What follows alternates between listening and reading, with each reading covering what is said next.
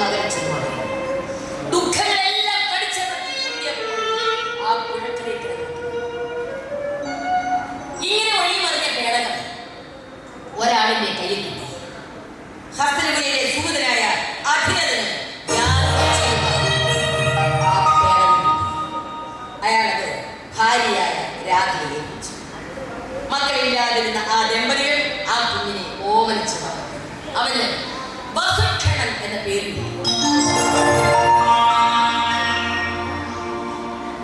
എങ്കിലും ജന്മനാ എന്ന കർണകുണ്ടലം ഉണ്ടായിരുന്നതിനാൽ ഈ കുഞ്ഞ് കർണൻ എന്ന പേരിലാണ് പ്രസിദ്ധനായത്.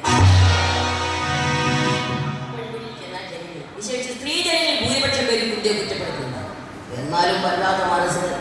പ്രസവിച്ച കുഞ്ഞിനെ നദിയിലൊഴുക്കുന്ന തള്ളയുടെ മനസ്സ് യഥാർത്ഥ കല്ല് തന്നെ.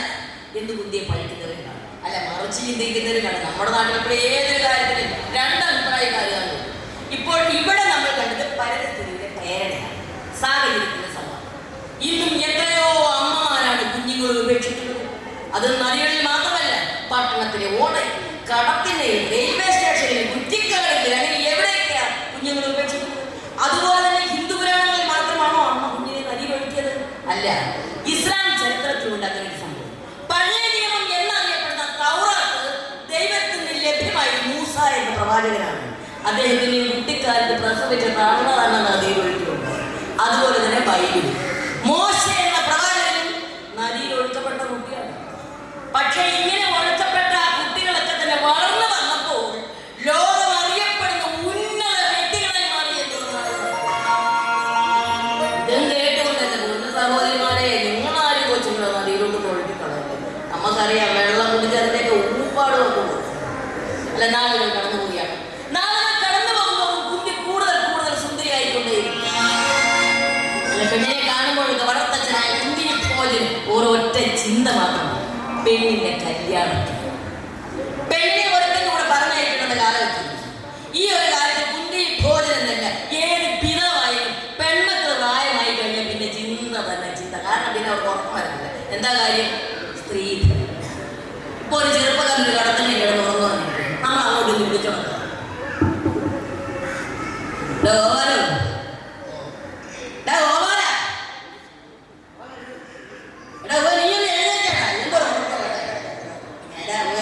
നീ എന്നാൽ എന്നോടൊരു കാര്യം പറഞ്ഞത്, ഞാനൊരു പെണ്ണ് വേണം. ആ പെണ്ണ് ഇപ്പൊ എന്റെ കയ്യിൽ തരമായിട്ട് കിട്ടിയിട്ട് എന്റെ ഒരു സുഹൃത്തിന്റെ മോളാണ്. അതൊക്കെ സ്ഥലമൊക്കെ ഞാൻ പറയാം. നല്ലൊരു പെൺകൊച്ച, ഒരേ ഒരു പെണ്ണേ ഉള്ളൂ. എന്ത് ചോദിച്ചാലും നിനക്ക് ആ പെണ്ണെ കല്യാണം കഴിക്കാവോ?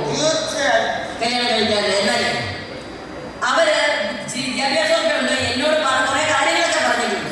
പക്ഷേ നിനക്ക് എന്തെങ്കിലുമൊക്കെ മനസ്സിൽ മനക്കോട്ട വല്ലതും ഉണ്ടോ? പിന്നെ അവരെന്നോട് ചോദിക്കും എന്തൊക്കെ പെണ്ണിന് എന്തൊക്കെ ഉണ്ട്, വേണ്ടെന്നൊക്കെയുള്ള കാര്യങ്ങളൊക്കെ എന്നോട് പറഞ്ഞിട്ടുണ്ട്. ഈ പെണ്ണിന് തരുന്നതെല്ലാം നടക്കണം. പക്ഷേ അവരെന്നോട് ചോദിക്കും, അവരെ ചെറുക്കിന് വല്ല ചിന്ത വല്ലതും ഉണ്ടോ, എന്തെങ്കിലും സ്ത്രീധനോ അതോ വല്ലതൊക്കെ ഉണ്ടോ ചോദിക്കും. അത് പറഞ്ഞാൽ എന്തോ പറയണം? 100 പവനും ഒരു മാരുതി കാറും. 100 പവനും ഒരു മാരുതി കാറും. അതൊക്കെ അത് തരുക. 100 പവനൊക്കെ ഒരു നിസ്സാരമാണ്. മാരുതി കാറെന്ന് പറഞ്ഞാൽ അവരുടെ വീട്ടിൽ മുറ്റുന്ന അറച്ചൊക്കെ കാറ് കിടക്കും. അപ്പം അവരെ പിന്നെ വേറൊരു കാര്യം എന്നോട് ചോദിക്കും, അപ്പൊ നിനക്ക് വിദ്യാഭ്യാസം വല്ലതും ഉണ്ടോ എന്ന് ചോദിക്കും. അപ്പൊ ഞാൻ എന്തോ പറയണം?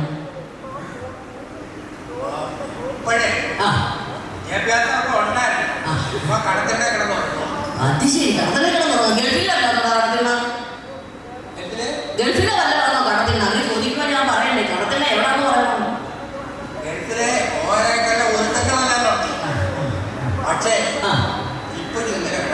അത് ശരി, കൊള്ളാലോ. കേട്ടല്ലോ, ഗൾഫിപ്പാണ്ട് ഒരുക്കങ്ങളൊക്കെ നടത്തി. പക്ഷെ അതിപ്പോ നാട്ടിലെ കടത്തിണ്ണ കിടന്നുറങ്ങും. ഞാനത് പറയേണ്ടത് അവിടെ ചെന്ന് പറയേണ്ടതാ. ഞാൻ അടി വാങ്ങിക്കാൻ പോകേണ്ട കാര്യം മാത്രമേ ഉള്ളൂ. ഞാൻ ഓടാൻ തയ്യാറായിട്ട് വേണം അങ്ങോട്ട് എന്ന് പറയാൻ. എടാ ഓരേ, ഇതൊന്നും നടക്കുന്ന കാര്യമല്ല. ഇത്രയൊന്നും നല്ല കിട്ടത്തില്ല. നീ കടത്തിണ്ണ കിടക്കുന്ന പെണ്ണുങ്ങളെ പെൺപിള്ളേരെ കെട്ടിക്കൊണ്ട് പോകും. അതേ നടക്കത്തുള്ളൂ. അവൻ മനസ്സിലിട്ട് കേട്ടോ, 100 പവനും ഒരു കാറും ഒക്കെ വേണമെന്നാ പറയാം. അല്ല, അവരുടെ മനസ്സിലിട്ട് വേണ്ടേ. പക്ഷെ ഇവിടെ ഇത്രയൊക്കെയാണ് നമ്മുടെ നാട്ടിൽ ഇപ്പോഴുള്ള ചെറുപ്പക്കാരുടെയൊക്കെ നടക്കും. പക്ഷെ ഇവിടെ നമ്മുടെ കുന്തി ഭോഗൻ അങ്ങനെ ചിന്തിക്കേണ്ട ഒരു കാര്യമില്ല. കാരണം അദ്ദേഹം ഒരു രാജാവ്. അന്നത്തെ നാട്ടുകളനുസരിച്ച് രാജാക്കന്മാർ തന്നെ അവർ നിരന്നിരിക്കും. പെണ്ണ് തന്നെ ഒരു ചെറുപ്പക്കാരനെ മാറിയിട്ട് പെണ്ണ് പറഞ്ഞ വയസ്സിലില്ല. അതാണ് ഇവിടെ നമ്മുടെ കുന്തി ഭോജനും മകൾക്ക് സ്വയംവരം തീരുമാനിച്ചു. ഉത്തര ഭാരതത്തിൽ മിക്കവാറും എല്ലാ രാജാക്കന്മാരും ക്ഷണത്തിൽ തയ്ച്ചു. രാജാക്കന്മാരെല്ലാം കാലയെ കൂട്ടി സ്വയംവര മണ്ഡപത്തിൽ വന്ന് നിരന്നു. ചെറുപ്പക്കാർ മാത്രമല്ല, പ്രായമായ ചില രാജാക്കന്മാരും കുന്തിയുടെ ആ സ്വയംവര മണ്ഡപത്തിൽ സന്നിഹിതരായിട്ടുണ്ട്. അല്ല, അതിന്റെ കുറ്റമല്ല. കുന്തിയെ സ്വന്തമാക്കാൻ ആരായാലും കൊതിച്ചു പോകും എന്നുള്ളതാണ് സത്യം. അത്രമാത്രം രൂപമാണ് സൗന്ദര്യ കുഴമ്പൊന്ന് കടഞ്ഞെടുത്ത ഒരു ലാവണ്യേശി. ഈ അടുത്ത നാളുകളൊന്നും നമ്മൾ കുന്തി അടുത്തൊന്നും കണ്ടിട്ടില്ല. എന്നാൽ ഏത് കണ്ടോ, കുന്തി ഭോജന്റെ കൊട്ടാരത്തിലെ പൂങ്കാവനത്തിൽ സഖിമാരി പുറത്ത് കുന്തി തുള്ളിച്ചാടി കളിക്കുക.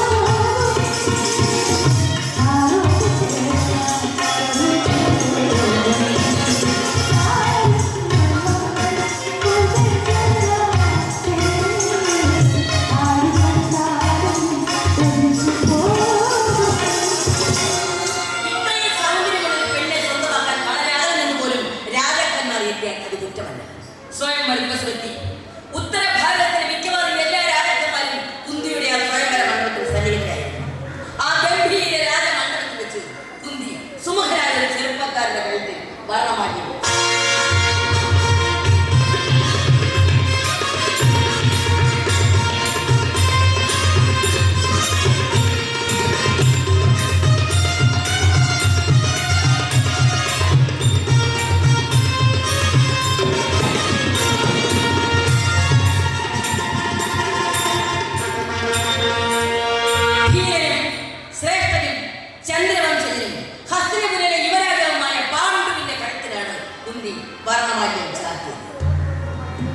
അതിനുശേഷം ആർഭാടവും കുന്തിയും പാണ്ഡുവും തമ്മിലുള്ള വിവാഹമാണ്.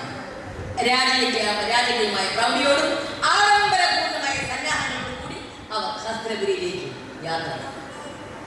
നവദമ്പതികളായ പാണ്ഡുവും കുന്തിയും ഹസ്തിനപുരം കൊട്ടാരത്തിൽ എത്തിച്ചേർന്നു. അവർ ചെന്നപാടെ ജ്യേഷ്ഠന്റെയും ജ്യേഷ്ഠത്തിയുടെയും പാദങ്ങളിൽ വീണ് വണങ്ങി അനുഗ്രഹം. ഗാന്ധാരി തന്റെ അനുജത്തിയെ മാറോട് ചേർത്ത് ആലിംഗനം. പാണ്ഡു കുന്തിയെ കൂട്ടി അന്തഃപുരത്തിലേക്ക്. യുവരാജാവിന്റെ ആദ്യ രാത്രിയാണ്.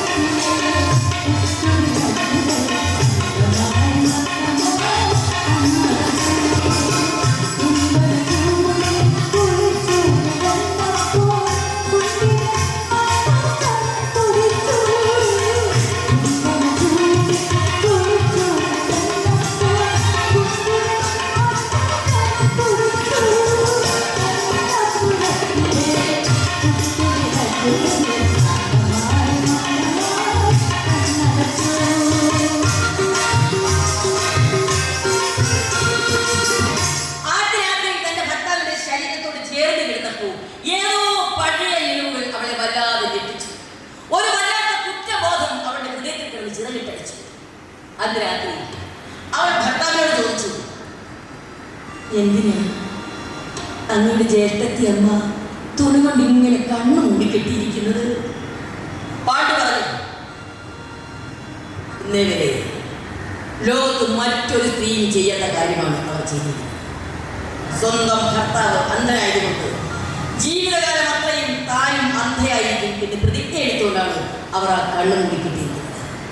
തൻ്റെ ഭർത്താവിനെ കാണാൻ കഴിയാത്ത യാതൊന്നും തനിക്കും കാണണ്ട എന്ന് അവർ തീരുമാനിച്ചു. ഇന്നത്തെ പെണ്ണുങ്ങൾക്ക് ഇത് വിശ്വസിക്കാൻ പറ്റുന്നില്ല. ഭർത്താവിന് കണ്ണ് കാണാൻ വയ്യെന്ന് കരുതി ഇനി ഏതെങ്കിലും പെണ്ണുങ്ങളെ കണ്ണു മൂടിക്കല്ലോ. കണ്ണു മൂടിക്കെട്ടണ്ട. ഭർത്താവിനെ മണ്ണ് വാരിയിട്ട് ഒരാളിരിക്കും. ഇന്ന് പിന്നെ നമുക്കറിയാമല്ലോ ഭാര്യ ഭർത്താവിനെ ഒരാളാണല്ലോ. കണ്ണിൽ ഉറക്കം പിടിക്കുമ്പോൾ കയറി വരും. നാട്ടിൽ കിടക്കുന്ന നല്ല ഗോഡനൊക്കെ കോരി കുടിച്ചിട്ട് വാരാതെ അവൻ കയറി വരും. ഈ പരമകാരനെ എങ്ങോട്ടേക്ക് വന്ന് കെട്ടി ഇങ്ങനെയൊക്കെ പ്രാർത്ഥന. അപ്പോൾ ഗാന്ധാരിയെ പോലെയുള്ള ഭാര്യമാരെ കിട്ടാൻ വലിയ പാടാണ്. ഉത്തമകളും പതിവ്രതകളുമായ നിരവധി സ്ത്രീകളാണ് നമ്മുടെ ഇതിഹാസങ്ങളിൽ നിറഞ്ഞു നിൽക്കുന്നത്. കാലം കടന്നുപോകുന്നു. ഇതിനിടയിൽ മദ്രേശ്വരിലെ രാജാവ് ശല്യരുടെ സഹോദരി മാതിരെ കൂടി പാണ്ഡു വിവാഹം ചെയ്യുകയുണ്ടായി.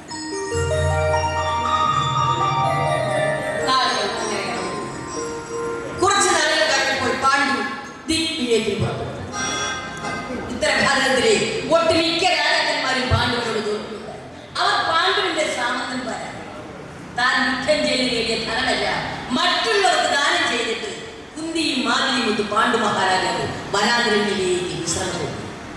ഹിമാലയത്തിൽ തെക്കുപുറത്തുള്ള മനോഹരമായ താഴ്വരയിൽ അവർ ആനന്ദത്തോടെ ജീവിതം കഴിച്ചു. നമുക്കിതിനൊരു മധുവിധം എന്ന് പറയാം.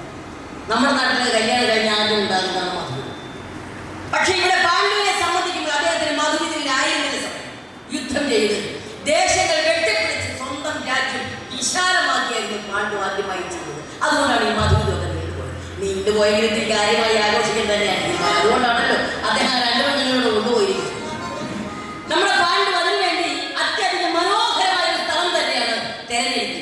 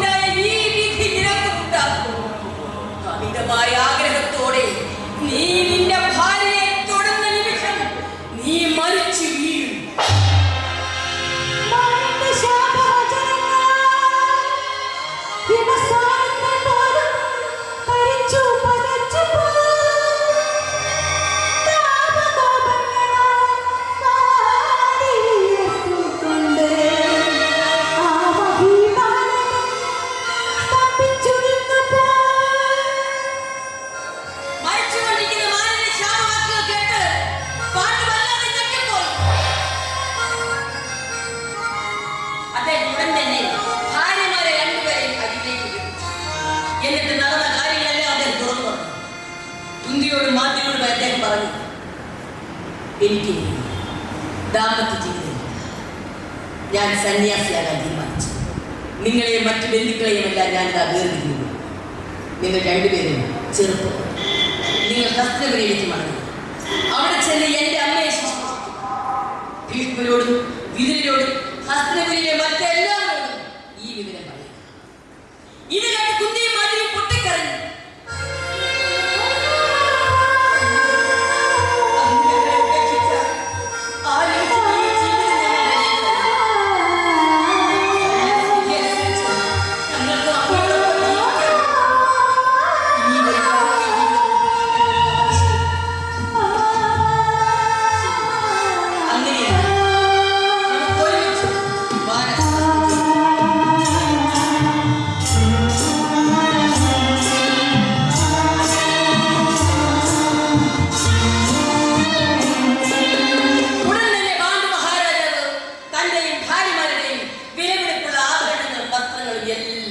ബ്രാഹ്മണർക്ക് ദാനം ചെയ്തു.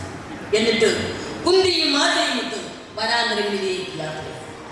എല്ലാ ആഡംബരങ്ങളും ഉപേക്ഷിച്ച് പാണ്ഡു പറ്റുമാറുമൊത്ത് ഘോരമായ വനാന്തരങ്ങളിലേക്ക് യാത്ര. ഈ സമയം ഹസ്തനപുരം കൊട്ടാരത്തിൽ എന്ത് നടക്കുന്നു നമുക്ക് നോക്കാം. ഒരു ദിവസം വേദവ്യാസ മഹർഷി വിശന്നു വലഞ്ഞു കൊട്ടാരത്തിൽ. ഗാന്ധാരി അദ്ദേഹത്തെ വേണ്ട വിധത്തിൽ സത്കരിച്ചു. സന്തുഷ്ടനായ വ്യാസൻ ഗാന്ധാരിക്ക് ഒരു വരം കൊടുത്തു. ധൃതരാഷ്ട്രയെ പോലെ ശക്തന്മാരായ 100 പുത്രന്മാർ നിനക്കുണ്ടാകട്ടെ എന്നനുഗ്രഹിച്ചു. പണ്ടൊരിക്കൽ ശ്രീ പരമേശ്വരനും ഗാന്ധാരിക്ക് ഇങ്ങനൊരു വരം കൊടുത്തു. ഇവിടെ ഗാന്ധാരിക്ക് 101 പുത്രന്മാരും പാണ്ഡു ദമ്പതികൾക്ക് 5 പുത്രന്മാരും ജനിച്ചെന്ന് പറഞ്ഞാൽ അതിന്റെ പിന്നിലൊരു കഥ. ഈ പാണ്ഡുവിന് സന്താനങ്ങൾ ഉണ്ടാകാൻ സാധ്യത കുറവാണ്. കാരണം ഒരു മാനിന്റെ ശാപം അദ്ദേഹത്തിന് ഭാര്യമാരെ പ്രാപിച്ചു. ഒരിക്കൽ പാണ്ഡു കുന്തയെ വിളിച്ചു പറഞ്ഞു, ദേവി, നമ്മുടെ വംശം നശിക്കാതിരിക്കുമെങ്കിൽ ഞാൻ പറയുന്നത് പോലെ പ്രവർത്തിക്കും. ബ്രഹ്മജ്ഞാനിയുടെ യോഗ്യനായ ഒരാളിൽ നിന്ന് ദേവി ഗർഭം. ഇത് കണ്ട് കുട്ടി പൊട്ടിക്കരഞ്ഞു. അവൻ എന്തായി പറഞ്ഞത്? ഞാൻ അങ്ങയുടെ ധർമ്മപത്നിയാണ്. അങ്ങനെ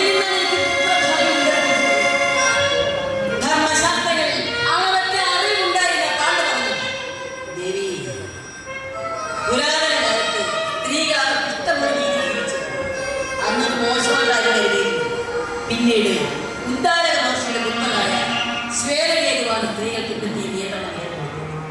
ദേവിക്ക് എന്റെ പൂർവ്വകഥയാണ്. വേദവ്യാസ മഹർഷി എന്നാണ് ഞാൻ വിളിച്ചത്. അങ്ങനെയാണ് ഇനി കുരുവംശം നിലനിൽക്കുന്നത്. അതുകൊണ്ട് ദേവി ഞാൻ പറയുന്നതുപോലെ പ്രവർത്തിക്കും. അത് യാതൊരു നിയമവിരുദ്ധമില്ല. പാണ്ഡു ഇത്രയും പറഞ്ഞപ്പോൾ കുന്തിക്ക് പഴയ ഒരു കാര്യം ഓർമ്മ.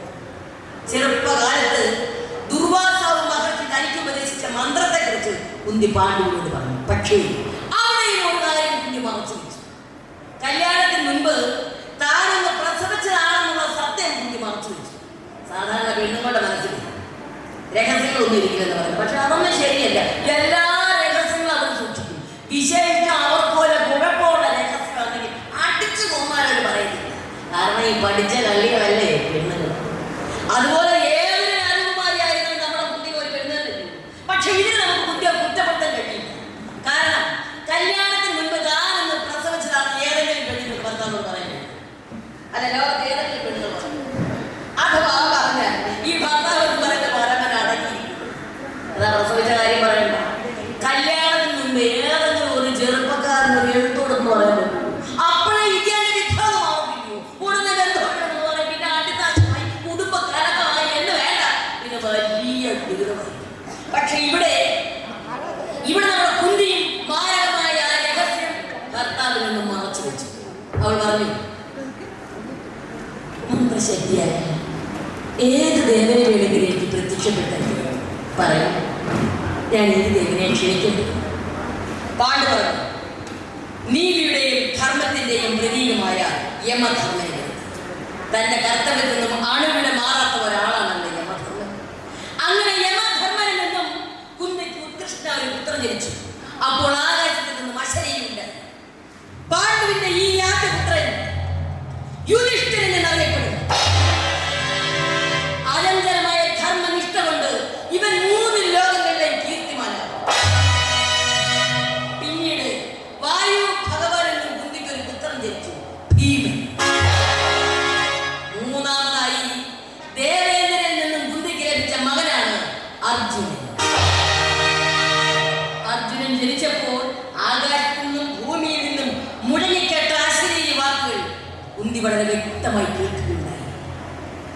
കീർത്തി ലോകമെങ്ങും പരക്കും.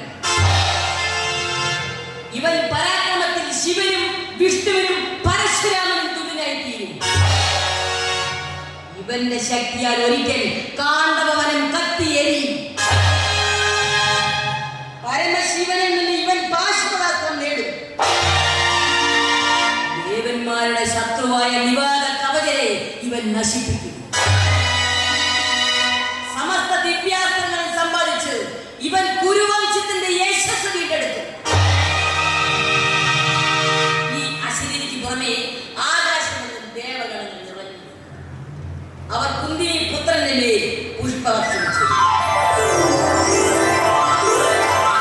ഈ സന്തോഷകരമായ അവസ്ഥയിലും അതീവ ഖിന്നയായ ഒരു സ്ത്രീ അവിടെ ഇരിപ്പുണ്ടായിരുന്നു, മാദ്രി. കുന്തി അമ്മയായപ്പോൾ മാദ്രിക്ക് അത് സഹിച്ചില്ല. അവൾ പാണ്ഡവരോട് പറഞ്ഞു, അന്ന് കുന്തിയോട് മാത്രം പ്രത്യേക ഒരു താല്പര്യം കാണിക്കുന്നു. ഞാൻ ഇളയവളായതുകൊണ്ടല്ല എന്നോട് ഇത്ര വെറുപ്പ്. മന്ത്രശക്തിയായ കുന്തി എന്നെ ഒന്ന് സഹായിച്ചാൽ അതിന് കൂടെ അങ്ങയ്ക്കില്ല. പക്ഷെ ഞാനായിട്ട് ചെന്ന് കുന്തിയോട് അപേക്ഷിക്കില്ല. എൻ്റെ വാക്കുകൾ ന്യായമാണെന്ന് അങ്ങയ്ക്ക് തോന്നുന്നെങ്കിൽ അന്ന് അവരോട് പറയണം. പാണ്ഡു കുന്തിയെ വിളിച്ച് പറഞ്ഞു, കുന്തി, മാദ്രിയും എൻ്റെ പത്നിയല്ലേ, അവളെ കൂടി അമ്മയാകാൻ നീ നൽകിയിരിക്കും. നിനക്കറിയാവുന്ന മന്ത്രം അവർ കൂടി പറഞ്ഞു കൊടുക്കുക. കുന്തി മറത്തൊന്നും പറഞ്ഞില്ല. പുത്രഭാഗ്യത്തിനുള്ള മന്ത്രം കുന്തി മാദ്രിക്ക് ഉപദേശിച്ചു കൊടുത്തു. പക്ഷേ മാദ്രി കിട്ടിയ സന്ദർഭം ശരിക്കും മുതലെടുത്തു എന്ന് വേണം പറയാൻ. അവൾ ഒറ്റ മന്ത്രം കൊണ്ട് 2 കുട്ടികളെ ലഭിക്കണം. ദേവവൈദ്യന്മാരായ അശ്വിനി ദേവകളെ മാദ്രി മന്ത്രം കൊണ്ട് ആവാഹിച്ചു. അവൾ ഇരട്ട കുട്ടികളെ പ്രസവിച്ചു, നകുലനും സഹദേവനും. പാണ്ഡുവിന്റെ 5 മക്കൾക്കും ശതശൃംഗത്തിലെ മഹർഷിമാർ ജാതകർമ്മങ്ങൾ നടത്തി. കുട്ടികൾക്ക് പേരിട്ടതും അവർ തന്നെ: യുധിഷ്ഠിരൻ, ഭീമൻ, അർജുനൻ, നകുലൻ, സഹദേവൻ എന്നിങ്ങനെയുള്ള പേരുകൾ. ഇതേ സമയം ഹസ്തിനപുരം കൊട്ടാരത്തിൽ ഗാന്ധാരിക്ക് 101 പുത്രന്മാരും ജനിച്ചു കഴിഞ്ഞു. 101 പുത്രന്മാരെ ജനിച്ചെന്ന് പറഞ്ഞാൽ അതിന് പിന്നിലൊരു കഥയുണ്ട്. ഈ ഗാന്ധാരി ഗർഭിണിയായെങ്കിലും യഥാസമയം ഒന്ന് പ്രസവം നടന്നില്ല. സാധാരണ 10 മാസം എന്നാണല്ലോ പറയുന്നത്. അല്ല, 10 മാസത്തിന് മുമ്പ് ചില കേസുകളൊക്കെ നമ്മുടെ നാട്ടിൽ നടക്കാറുള്ളൂ. പക്ഷെ ഇവിടെ നമ്മുടെ ഗാന്ധാരി 2 വർഷം ആ ഗർഭവും പകർന്നു. ഇതിനിടയിൽ വനത്തിൽ കഴിഞ്ഞ കുന്തിക്ക് ഒരാൺകുഞ്ഞ് ജനിച്ച കാര്യം ഗാന്ധാരി അറിയിക്കുന്നു. അതുകൊണ്ട് വേഗം പ്രസവിക്കാനായി ഗാന്ധാരി സ്വന്തം വയറ്റിൽ ജീവനില്ലാത്ത ഒരു മാംസപിണ്ഡമാണ് ഗാന്ധാരി പ്രസവിച്ചത്. ആ മാംസപിണ്ഡത്തെ പുറത്തേക്ക് എറിയാൻ ഭാവിച്ച ഗാന്ധാരിയുടെ മുന്നിൽ വ്യാസൻ പ്രത്യക്ഷപ്പെട്ടു. ഗാന്ധാരി, നീ എന്തവിവേകമായി കാട്ടിയത്? അവിടെ ക്ഷമിക്കണം. കുന്തിക്ക് പുത്രനുണ്ടായതറിഞ്ഞ് ദേഷ്യവും സങ്കടവും സഹിക്കവയ്യാതെ ഞാൻ എൻ്റെ വയറ്റിൽ തിരിച്ചുപോയി. മഹർഷി, 100 പുത്രന്മാരുടെ അമ്മയാകുമെന്നാണ് അമ്മ എന്നെ അനുഗ്രഹിച്ചത്. പക്ഷേ എനിക്ക് കിട്ടിയതോ ഈ മാംസപിണ്ഡം മാത്രം.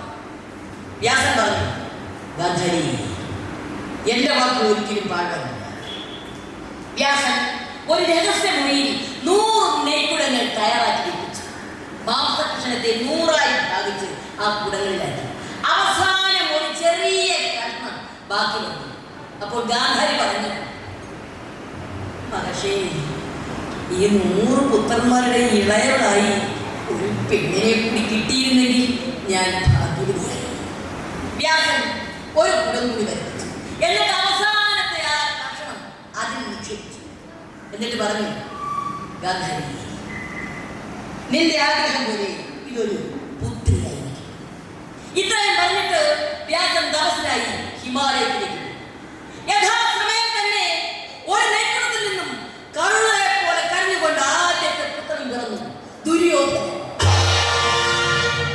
പെട്ടെന്ന് അന്തരീക്ഷമാണ് മാറി.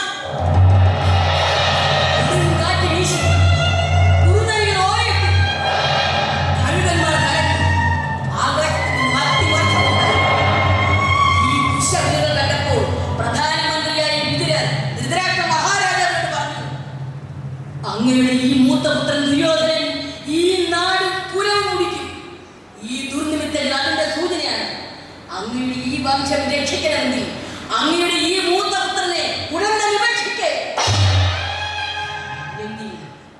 വംശത്തിന്റെ ചാമ്പൽ കൂമ്പാളത്തിൽ അങ്ങയുടെ സിംഹാസനം ഉറപ്പിക്കേണ്ടി വരും. ഒരു രാജ്യത്തിന് വേണ്ടി ഒരു വ്യക്തിയെ ത്യജിക്കേണ്ടി വന്നാൽ അത് തെറ്റല്ല. പക്ഷേ ധൃതരാഷ്ട്രത്തിന് വഴങ്ങിയില്ല. അയാൾ തീർത്തു പറഞ്ഞു, ഇല്ല, എനിക്കാദ്യമായി ജനിച്ച ഈ പുത്രനെ ഞാൻ ഉപേക്ഷിക്കില്ല. എന്നെങ്കിലും അവനെ രാജ്യത്തിന്റെ രാജാവായി എന്നെനിക്ക് കേൾക്കണം. പിന്നീട് ആരും എതിർത്തൊന്നും പറഞ്ഞില്ല. ഹസ്തിനപുരിയിൽ 101 കുട്ടികൾ വളരുകയാണ്. 100 പുത്രന്മാരും ദുഷ്ടനായ ലഭിച്ചു. ഇതേ സമയം പാണ്ഡുവിന്റെ 5 മക്കൾ വളർത്തപ്പെട്ടു. അങ്ങനെ ഇരിക്കെ വസന്തകാലം വന്നു. ആ വനഭൂമിയിലെ സകല ജീവജാലങ്ങളിലും ഉന്മാദത്തിന്റെ നാളുകളായി. ഒരു ദിവസം കുന്തി കുട്ടികളെയും കളിപ്പിച്ചുകൊണ്ട് ആശ്രമം വിട്ടു നിർത്തിയാണ്. ആശ്രമത്തിൽ കുറച്ചകലെ ഒരു കുടിയരികക്കരയിൽ മാറ്റി നിൽക്കുന്നു. വനാന്തരത്തിലെ കാട്ടുചെടികളെല്ലാം പൂത്തുലഞ്ഞ് സുഗന്ധം പരന്നു. പാണ്ഡു ആ ചെടികൾക്കിടയിലൂടെ നോക്കുമ്പോൾ സുന്ദരിയായ മാലിൽ നിന്ന് കുളിക്കുന്നതാണ്. മാതളം കുളിക്കുന്ന മാലിയുടെ കുടുങ്ങി പാണ്ഡു അത്യാർത്തിയോട് അവൾ കുളിച്ചു കഴിഞ്ഞു.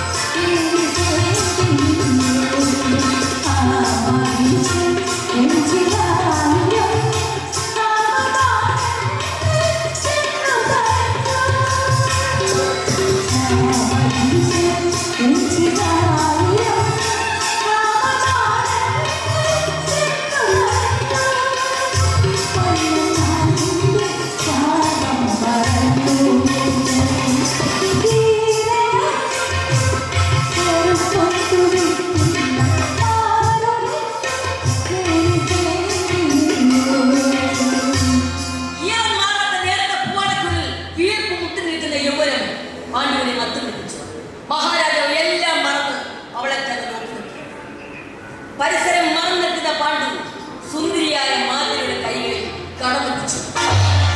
അവൾ പെട്ടെന്ന് കുതിര മാറി.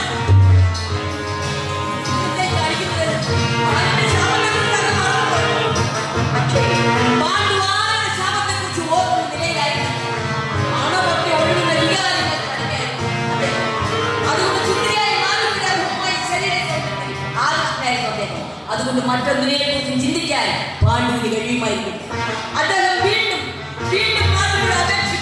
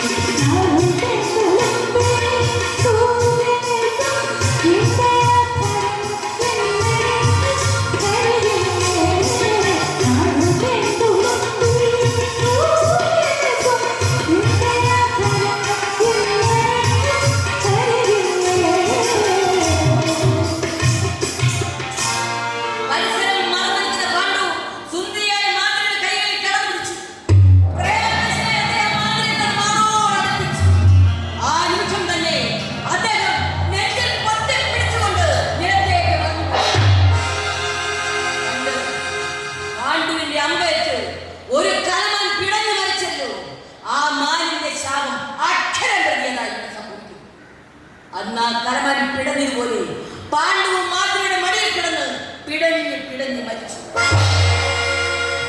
മാതൃ തന്റെ ഭർത്താവിന്റെ ശരീരത്തിൽ വീണ് തല തല്ലി കരഞ്ഞു. മാതൃയുടെ ആ നിലവിളി കേട്ട് കുന്തി ഓടിയെത്തി. അവന്റെ കാഴ്ച കണ്ട് അവൾ ഞെട്ടിപ്പോയി. തന്റെ ഭർത്താവ് ഹസ്തിനപുരത്തിലെ മഹാരാജാവ് എല്ലാ ചലനവും നിരീക്ഷിച്ചു. ഇതാ മരിച്ചു.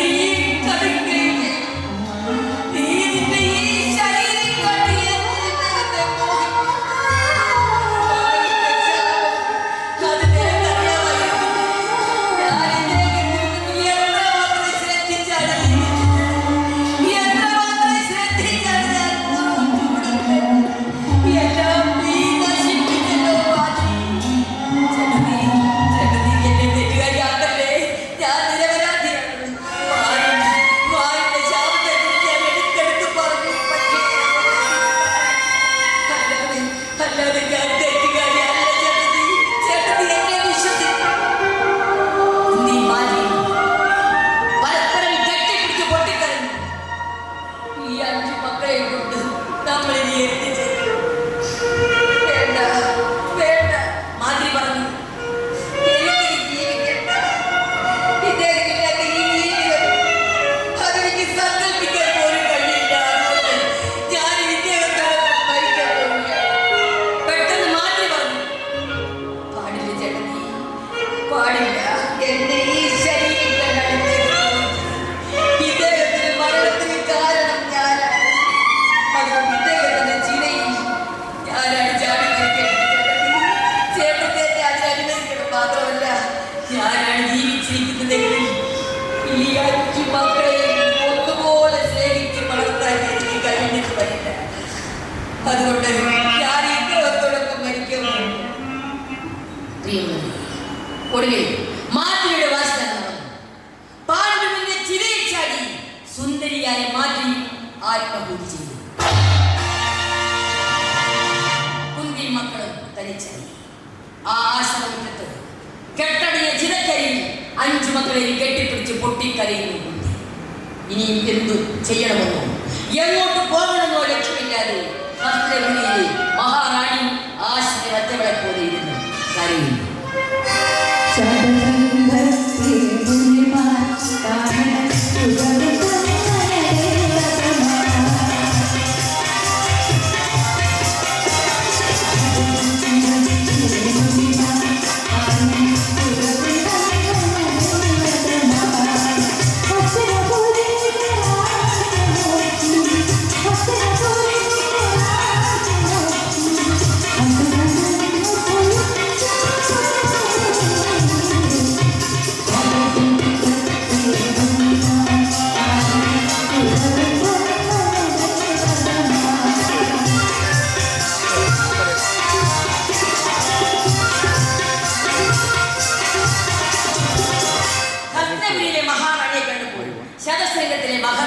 ഒന്നിച്ചു കൂടിയിരുന്ന് ആലോചിച്ചു. പാണ്ഡു മഹാരാജാവ് തന്റെ അവസാനത്തെ നാളുകൾ കഴിച്ചുകൂട്ടുന്നത് ഈ വനത്തിൽ നമ്മോടൊപ്പായിരുന്നു. അതുകൊണ്ട് അദ്ദേഹത്തിന്റെ ഭാര്യയും മക്കളെയും എത്രയും പെട്ടെന്ന് നമുക്ക് കൊട്ടാരത്തിൽ എത്തിക്കണം. എല്ലാ സത്യവും അറിയാവുന്ന മഹർഷിമാർ കുഞ്ഞിയെയും മക്കളെയും കൊട്ടാരത്തിൽ എത്തിച്ചു. പാണ്ഡുവിന്റെയും മാതൃയുടെയും ചിതാഭസ്മവും അവർ കരുതി. അതാണ് ഗംഗാ നദിയുടെ വിശാലമായി തീരത്ത് 10,000-കണക്കിന് പൗരജനങ്ങൾ തിങ്ങിക്കൂടി കിടന്നു. തങ്ങളുടെ കണ്ണിലുണ്ണിയായ പാണ്ഡു മഹാരാജാവിന്റെ ചിതാഭസ്മവും അവർ കരുതിയിരുന്നു. ഭീഷ്മരും ധൃതരാഷ്ട്രനും സത്യവതിയും അംബികയും അംബാലിയും ഗാന്ധാരിയും കുന്തിയും മറ്റ് കൗരവജനങ്ങളും ഗംഗയുടെ തീരത്ത് നിന്ന് പൊട്ടിക്കരഞ്ഞു. ആഭാരവൃദ്ധ ജനങ്ങളും അവരുടെ ദുഃഖത്തിൽ പങ്കുചേർന്നു. ഹസ്തനപുരിയിൽ 12 ദിവസത്തെ ദുഃഖാചരണം പ്രഖ്യാപിച്ചു. വീണ്ടും നാളുകൾ കടന്നു. അങ്ങനെ എനിക്ക് ഒരു ദിവസം വേദവ്യാസം ആചരിച്ച് കൊട്ടാരത്തിൽ അദ്ദേഹം മാതാവായ സത്യവതിയോട് പറഞ്ഞു, അമ്മേ, നമ്മുടെ വംശത്തിന്റെ ഐശ്വര്യങ്ങൾ ക്ഷയിച്ചു, വിനാശത്തിന്റെ ദുർനിമിത്തങ്ങൾ അടുത്തുകൊണ്ടിരിക്കുന്നു. കൗരവരുടെ സ്വാർത്ഥതയും വഞ്ചനയും ലോകനാശത്തിനിടവരുന്നു. ഈ കൊട്ടാരത്തിലെ ജീവിതം അമ്മയ്ക്ക് പറ്റിയതില്ല. അമ്മ എത്രയും പെട്ടെന്ന് വനത്തിലേക്ക് പോകും. അവിടെ ചെന്ന് ശാന്തിയും മോക്ഷവും നേടാൻ ശ്രമിക്കും. വ്യാസന്റെ ഉപദേശം അനുസരിച്ച് ഭീഷ്മരുടെ ആശീർവാദത്തോടെ സത്യവതി അംബികയും അംബാലിയെയും ഒക്കെ വനവാസത്തിന് പിടിച്ചു. അക്കാലത്തെ 50 വയസ്സ് വരെ കുടുംബജീവിതം നയിച്ച ശേഷം ആളുകൾ ചെറുസംഘങ്ങളായി വിജനമായ കാടുകളിൽ ചെന്ന് വാനപ്രസ്ഥ ജീവിതം നയിച്ച് സന്യാസം സ്വീകരിക്കുമായിരുന്നു. ഞാനീ പറഞ്ഞത് പഴയ കാലമാണ്. ഇന്ന് അതല്ല അവസ്ഥ. ഇന്ന് 50 അല്ല, 80 അല്ല, 120 ആളുകളുടെ ജീവിതം മതിയാകുന്നില്ല. നരച്ച് കൂടി വടി കുത്തിയിരിക്കുമ്പോഴും ആളുകൾ സ്വാർത്ഥതയിൽ ഇല്ലാതെ തോന്നണം. അയൽത്തുകാരൻ്റെ അതിന് തോണ്ടുക, അയൽത്തുകാരുടെ ഗോഴിക്ക് വിഷം വെക്കുക, കള്ള വോട്ട് ചെയ്യുക, കള്ള പ്രമാണം ചമയ്ക്കുക എന്ന് വേണ്ട വയസ്സാകും തോറും ദുരാഗ്രഹം ഏറിക്കൊണ്ടിരിക്കുക. അവസാനത്തെ ശ്വാസം പോകാൻ നേരത്തെ പോലും നമ്മുടെ അവകാശമുണ്ടല്ലോ. മൂത്ത മോനെ വിളിച്ച് പറയുന്നത് എന്താണെന്ന് അറിയാമോ? മോനെ അവസരത്തെ നമ്മുടെ അതിൽ നിൽക്കുന്ന പ്ലാവ് മുറിക്കാൻ മത്തായി സമ്മതിക്കല്ലേ, അവനെ വെട്ടി അകത്തിടണം. നീ നിന്നെ സ്നേഹിക്കുന്ന പോലെ നിന്റെ അയൽത്തുകാരനെ സ്നേഹിക്കുക. നിന്റെ അയൽത്തുകാരൻ പട്ടിണി കിടക്കുമ്പോൾ നീ മാത്രം അത്താഴം കൊണ്ടത് എന്നൊക്കെയാണ് നല്ലവനായ ക്രിസ്തു പറഞ്ഞിരിക്കുന്നത്. പക്ഷെ ക്രിസ്തുവിനെ അനുയായി അവകാശൻ മരിക്കാൻ നേരത്തെ ഒരു മറിച്ചാ ചിന്തിക്കുന്നത് അയൽത്തുകാരനെ എങ്ങനെ കുറയ്ക്കാം. ഇതാ ചിന്ത. അല്ല കരിക വികാരത്തിന്റെ അടയാളങ്ങളൊക്കെ ആയിരിക്കാം.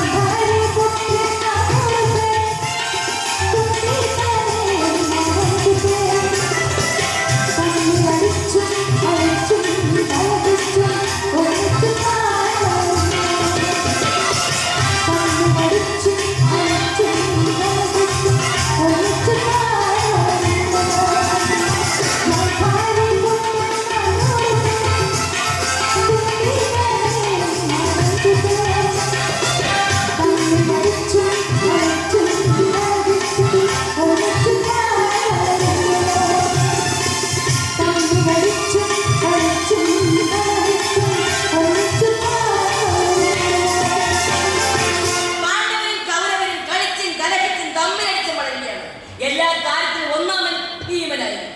കളിയുടെ കാര്യത്തിലും ഓട്ടത്തിലും ചാട്ടത്തിലും ശക്തിയും ഇതിനെല്ലാം ഉപരി ശാപ്പാടിന്റെ കാര്യത്തിലും എല്ലാം ഭീമൻ തന്നെയായിരുന്നു മുൻപന്തി. ഗാന്ധാരിയുടെ ആൺമക്കളെ നല്ലതുപോലെ നാം നോക്കുകയും ചെയ്യുന്നു. കുട്ടികൾ അല്പം വളർന്നപ്പോൾ അവരെ ആയുധവിദ്യ അഭ്യസിപ്പിക്കുവാൻ ഭീഷ്മർ കൃപാചാര്യരെ ഏർപ്പെടുത്തി. അങ്ങനെ പാണ്ഡവരും കൗരവരും പുരഗുരുവായ കൃപാചാര്യരുടെ കീഴിൽ ആയുധവിദ്യ അഭ്യസിക്കാൻ. ഈ കാലഘട്ടത്തിൽ ആയുധവിദ്യയിൽ അഗ്രഗണ്യനായ ദ്രോണാചാര്യൻ ഹസ്തിനപുരം കൊട്ടാരത്തിൽ എത്തിച്ചേർന്നു. ധനുർവിദ്യയിൽ ദ്രോണർക്കുള്ള പ്രാഗൽഭ്യം നല്ലതുപോലെ അറിയാവുന്ന ഭീഷ്മർ കുട്ടികളുടെ വിദ്യാഭ്യാസം ദ്രോണരുടെ കീഴിലാക്കി. ദ്രോണരുടെ വിദ്യാശാലയിൽ പഠിക്കുന്നതിന് വേണ്ടി വളരെ അകലത്തുനിന്ന് പോലും രാജകുമാരന്മാർ വന്നുകൊണ്ടു. പക്ഷേ കർണനും ഏകലവ്യനും പഠിക്കാൻ വന്നെങ്കിലും അവർക്ക് സ്കൂളിൽ പ്രവേശനം കിട്ടിയില്ല. കാരണം ജാതിയുടെ പേരിലുള്ള ആയുധം തന്നെയായി. കർണൻ സൂതപുത്രനായിരുന്നു, ഏകലവ്യൻ ക്ഷീരജാതിക്കാരൻ. ആ ഒറ്റ കാരണം കൊണ്ട് തന്നെ രാജകുമാരന്മാർ മാത്രം പഠിക്കുന്ന കളരിയിൽ അവർക്ക് പ്രവേശനം കൊടുക്കുവാൻ ദ്രോണർക്ക് കഴിയുമായിരുന്നില്ല. രണ്ടുപേരും നിരാശയായി മടങ്ങിപ്പോയെങ്കിലും അവർ ഉദ്യമത്തിൽ നിന്നും പിന്തിരിഞ്ഞില്ല. കർണൻ പരശുരാമന്റെ അടുത്ത് പോയി എല്ലാ വിദ്യകളും അഭ്യസിച്ചു. ഏകലവ്യൻ കാട്ടിൽ ചെന്ന് ദ്രോണാചാര്യരുടെ ഒരു മൺപ്രതിമ ഉണ്ടാക്കി വെച്ച് അദ്ദേഹത്തെ ഗുരുവായി സങ്കല്പിച്ച് സ്വന്തം പരിശ്രമം കൊണ്ട് ഏറ്റവും വലിയ വില്ലാളിയായി. എങ്കിലും അവർ ഏകലവ്യനെ വെറുതെ വിട്ടില്ല. ഗുരുദക്ഷിണയുടെ പേരിൽ ദ്രോണാചാര്യൻ ആ ധീരജാതിക്കാരനെ അതിക്രൂരമായി തകർത്തു. തന്റെ പ്രിയ ശിഷ്യനായ അർജുനനെ വലുതാക്കുന്നതിന് വേണ്ടി ദ്രോണാചാര്യൻ ഏകലവ്യന്റെ വലതു കൈയിലെ പെരുവിരലാണ് ഗുരുദക്ഷിണയായി മുറിച്ചു വാങ്ങിച്ചത്. അതിലും വലിയൊരു ദ്രോഹം ചെയ്യാനില്ല. ഹസ്തിനപുരിയിലെ രാജകുമാരന്മാർ ആയുധ വിദ്യാഭ്യാസം പൂർത്തിയാക്കി. ഇനി അവരുടെ അരങ്ങേറ്റം നടക്കാൻ പോകും. നാളുകൾ ഇങ്ങനെ കടന്നു പോകും.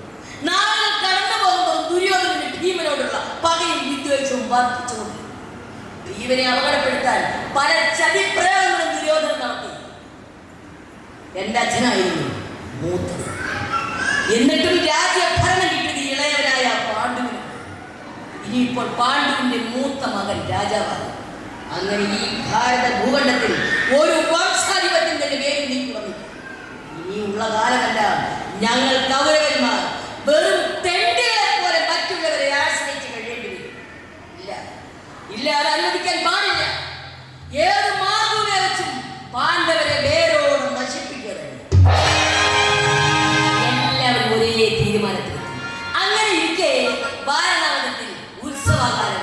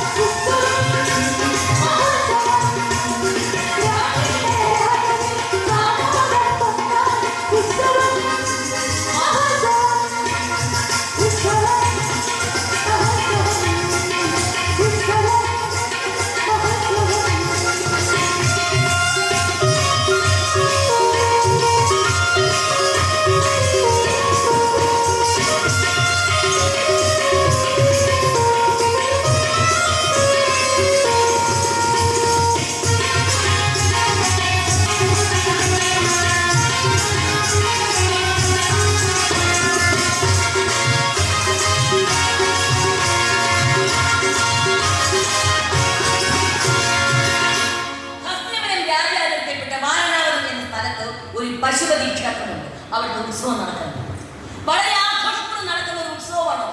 ആ ഉത്സവം കാണുവാനും അതിൽ പങ്കെടുക്കുവാനും പാണ്ഡവരും അവരുടെ മാതാവായ കുന്തിദേവിയും വാരണാവതത്തിലേക്ക് പോകാൻ തീരുമാനിച്ചു. സത്യത്തിൽ അവർ സ്വയം തീരുമാനിച്ചതല്ല. കൗരവരുടെ ഗൂഢാലോചന ഫലമായി ധൃതരാഷ്ട്ര മഹാരാജാവ് അവരെ നിർബന്ധിച്ചയക്കുകയാണ് ചെയ്തത്.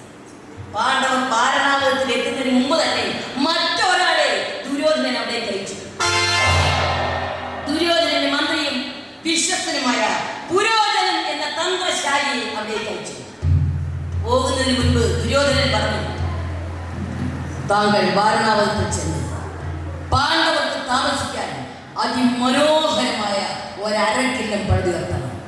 പക്ഷേ മന്ദിരം പണിയാൻ ഉപയോഗിക്കുന്ന അസംസ്കൃത വസ്തുക്കൾ വളരെ പെട്ടെന്ന് തീപിടിക്കുന്നവയായിരിക്കണം. അരക്ക്, നെയ്യ്, ചണം തുടങ്ങിയ അസംസ്കൃത വസ്തുക്കൾ കൊണ്ടുവേണം അതിൻ്റെ ഭിത്തികൾ നിർമ്മിക്കാൻ. ചുരുക്കി പറഞ്ഞാൽ ആ മന്ദിരത്തിന് തീ പിടിച്ചാൽ അതിനകത്തുള്ള ഒരു ഒറ്റ ജീവി പോലും രക്ഷപ്പെടാൻ പാടില്ലെന്നാണ്. ഇതാരെങ്കിലും അറിയാനോ കണ്ടുപിടിക്കാനോ പാടില്ല. ദുര്യോധനന്റെ കൽപ്പന പ്രകാരം പുരോചനൻ വാരണാവതത്തിൽ അതിമനോഹരമായ ഒരരക്കില്ലം പണിതുയർത്തി. പക്ഷേ ഈ തന്ത്രം ഒരാൾ കണ്ടുപിടിച്ചു, വിതുരൻ. എക്കാലം പാണ്ഡവരോട് പൂർവ്വം താല്പര്യം ഉണ്ടായിരുന്ന നീതിമാനും ധർമ്മിഷ്ഠനുമായ വിതുരൻ പ്രഗത്ഭനായ ഒരു മൺപണിക്കാരനെ വാരണാവതത്തിലേക്ക് അയച്ചു. അരക്കില്ലത്തിനകത്തുകൂടി ഒരു തുരങ്കം നിർമ്മിക്കാനായിരുന്നു. വളരെ അകലെയുള്ള ഒരു വനത്തിൽ ചെന്ന് കയറുന്ന രീതിയിലായിരുന്നു ആ തുരങ്കം നിർമ്മിച്ചത്. തക്ക സമയത്ത് ആ അരക്കില്ലത്തിൽ നിന്നും രക്ഷപ്പെട്ടുകൊള്ളണമെന്നും ആ ചാരൻ പാണ്ഡവരോട് പറയുന്നില്ല. ഘോരമായ കൂരിട്ട് കട്ട പിടിച്ച് കിടക്കുന്ന ഒരു കറുത്തവാവിൻ നാടിൽ ആ അരക്കില്ലത്തിന് തീ കൊടുത്താനാണ് തീരുമാനിച്ചത്. പക്ഷേ അതിന്റെ തലേ ദിവസം രാത്രിയിൽ തന്നെ ആ അരക്കില്ലത്തിൽ തീ പടർന്നു. തീ വെച്ചത് മറ്റാരുമായിരുന്നില്ല, ഭീമസേനൻ തന്നെയായിരുന്നു. തന്റെ അമ്മയെയും സഹോദരങ്ങളെയും ദുരന്തത്തിനുള്ളിലാക്കിയിട്ട് പാതിരാ നേരം നോക്കി ഭീമൻ ആ അരക്കില്ലത്തിന് തീ കൊളുത്തി. പാണ്ഡവരെ കൊല്ലാൻ വേണ്ടി ആ അരക്കില്ലം പണിതുയർത്തിയ പുരോചനൻ തന്നെ ആ അത്തിക്കുള്ളിൽ കിടന്ന് വെന്തു മരിച്ചു. അതായിരിക്കാം ദൈവ നിശ്ചയം, വിധി എന്നൊക്കെ പറയുന്നത്. പാണ്ഡവർ മരിച്ചു എന്നുള്ള വാർത്ത ഉടൻ തന്നെ കൊട്ടാരത്തിലെത്തി. പൊട്ടക്കണ്ണനായ ധൃതരാഷ്ട്രൻ പൊട്ടിക്കരഞ്ഞു. പക്ഷേ ഇത് മറ്റുള്ളവരെ പറ്റിക്കാനുള്ള ഒരു കള്ളക്കണ്ണീരാണെന്ന് പറയുന്നത്. കുന്തിക്ക് മക്കൾക്ക് വേണ്ടി അവർ ബലികർമ്മങ്ങൾ നടത്തി. പ്രിയമുള്ളവരെ, ഈ സമയങ്ങളിലെല്ലാം അരക്കില്ലത്തിൽ നിന്ന് രക്ഷപ്പെട്ട പാണ്ഡവരും അവരുടെ മാതാവായ കുന്തിദേവിയും വാരണാവതത്തിനടുത്തുള്ള ഘോരമായ വനങ്ങളിലൂടെ ലക്ഷ്യമില്ലാതെ നടന്നു. ദാഹവും വിശപ്പും ക്ഷീണവും എല്ലാം അവരെ ആകെ തളർന്നു. കുന്തിദേവി നിലത്ത് വീണു. ഭീമസേനൻ എല്ലാവരെയും പായി തോളിൽ കൈകളുമായി എടുത്തു. അദ്ദേഹം നടന്നു ചെന്നു. വളരെ അകലെ എത്തിയപ്പോൾ ഒരു വൃക്ഷം അദ്ദേഹം എല്ലാവരെയും ആവശ്യം. അപ്പോൾ കുന്തിദേവി പറഞ്ഞു, ഭീമസേന, എന്റെ നാവും തൊണ്ടയും എല്ലാം വച്ചി വരണ്ടിരിക്കുന്നു. അല്പം വെള്ളം കുടിച്ചില്ലെങ്കിൽ നിങ്ങളുടെ ഈ അമ്മ മരിച്ചു പോകും പോലെ. ഭീമസേന എല്ലാവരെയും ആക്കിയിട്ട് വെള്ളം തേടിക്കുക. അദ്ദേഹം ഇറങ്ങി നടന്നു. അദ്ദേഹം നടന്നങ്ങ് ദൂരെ ചെന്നപ്പോൾ ഒരു തടാകം കണ്ടു. അദ്ദേഹം ആ തടാകത്തിൽ ഇറങ്ങി കുളിച്ചു. തന്റെ മുത്തിരിയെത്തി അദ്ദേഹം വെള്ളവുമായി മടങ്ങിയെത്തി.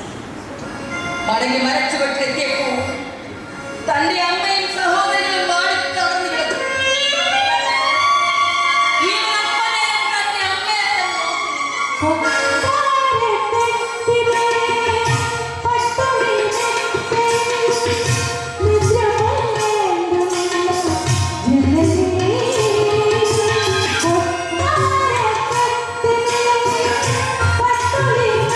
Thank you.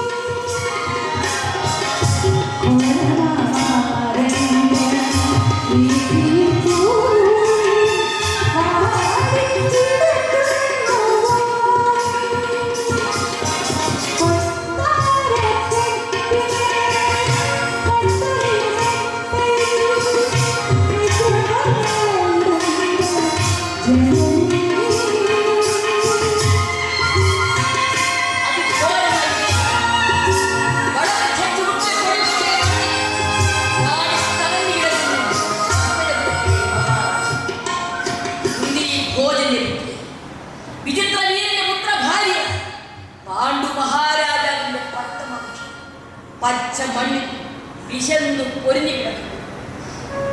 ധർമ്മദേവന്റെയും ദേവേന്ദ്രന്റെയും മക്കളെ പ്രസവിച്ച കുന്തി അന്തഃപുരത്തിലെ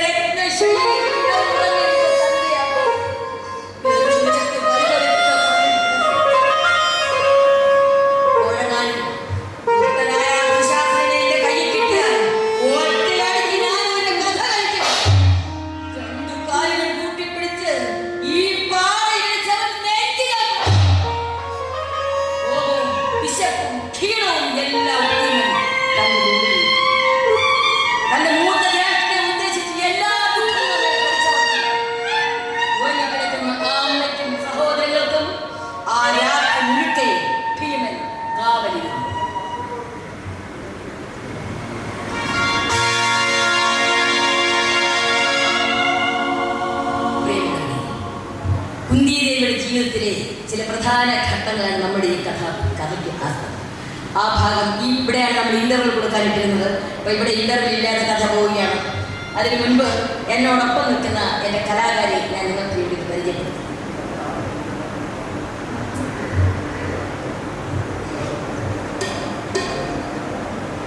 കീബോർഡ് നന്ദകുമാർ അഞ്ചൽ, തവല Thampiraj Odanavattom, clarinet Pappala Baburaj, time Rajappan Parippally, director Balachandran Kottarakkara Mylam. കഥാപ്രസംഗം അവതരിപ്പിക്കുന്നത് മൈലം സിസ്റ്റേഴ്സ്, മൈലം ബിഒ കൊട്ടാരക്കര. ഞങ്ങൾ പ്രത്യേകം പരിചയപ്പെടുത്തുന്നു. കഥ പറയുന്നത് വൃന്ദാപുരം, കൂടെ പാടാൻ ഉഷ ബാലൻ. എല്ലാവർക്കും ഒരു സംശയമുണ്ട്, മൈലൻ സിസ്റ്റേഴ്സ് എന്ന് പറഞ്ഞാൽ അനിയത്തി ചേട്ടത്തി വന്നു, അതോ അയലോകത്തുള്ള രണ്ടുപേരും അതോ പാടാനായിട്ട് വേറെ അന്നെ എടുത്തേക്ക് വന്നു, അങ്ങനെ ഒന്നും ആരും സംശയിക്കില്ല. അനിയത്തി ചേട്ടത്തി ഒരച്ഛൻ്റെ ഒരമ്മയുടെ മക്കൾ തന്നെയാണ് ഞങ്ങൾ. കഥ പക്ഷെ ഒരു വ്യത്യാസമുണ്ട്, കഥ പറയുന്ന ആള് അനിയത്തി പാടുന്നത് ചേട്ടത്തിയാണെന്നുള്ള സംശയം മാറ്റാം. അത് മാത്രമേ ഉള്ളൂ മാറ്റാൻ. സംശയമായിട്ട് കിടക്കുന്നെങ്കിൽ അത് മാറ്റി എടുത്തോളം. കഥ പറയുന്നത് അനിയത്തി വൃന്ദാപുരി, പാടുന്നത് ചേട്ടത്തി ഉഷ ബാലൻ. പ്രിയമുള്ളവരെ, ഞങ്ങൾ ഈ വർഷം മറ്റ് കഥകൾ അവതരിപ്പിക്കുന്നത് ഒരു പെരിയാറിൻ്റെ തീരം, മറ്റൊന്ന് ഗുരുദേവൻ ശ്രീനാരായണ ഗുരുദേവൻ കഥ പഠിച്ചുകൊണ്ടിരിക്കുന്നു. എത്രയും പെട്ടെന്ന് പൂർത്തിയാക്കാൻ വേണ്ടി എല്ലാവരും പ്രാർത്ഥിക്കുക. അത് എത്രയും പെട്ടെന്ന് ഞങ്ങൾ രംഗത്തിറക്കുന്നതായിരിക്കും. അതിൻ്റെ പണിപ്പുരയിലാണ്. പ്രിയമുള്ളവരെ, ഇത്രയും നേരം ഞങ്ങൾ കാണിച്ച എല്ലാ ആത്മാർത്ഥതയും സഹകരണവും എല്ലാം ഈ കഥയുടെ രണ്ടാം ഭാഗത്തേക്ക് ഞങ്ങൾ പ്രതീക്ഷിച്ചുകൊണ്ട് ഈ കഥയുടെ രണ്ടാം ഭാഗത്തേക്ക് കടക്കുകയാണ്.